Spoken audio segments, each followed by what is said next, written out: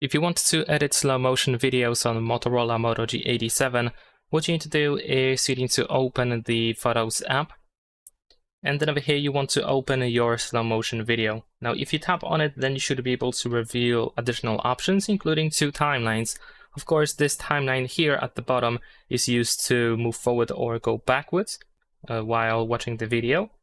But the timeline above over here, where we have these dots, is the slow motion effect, and we can adjust it by using these lines that we have between these dots that are separated with the bigger spaces.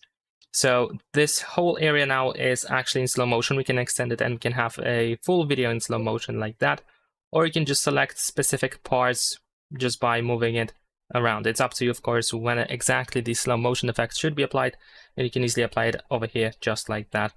So of course, remember that you can also go to edit in order to make some further editing of the video.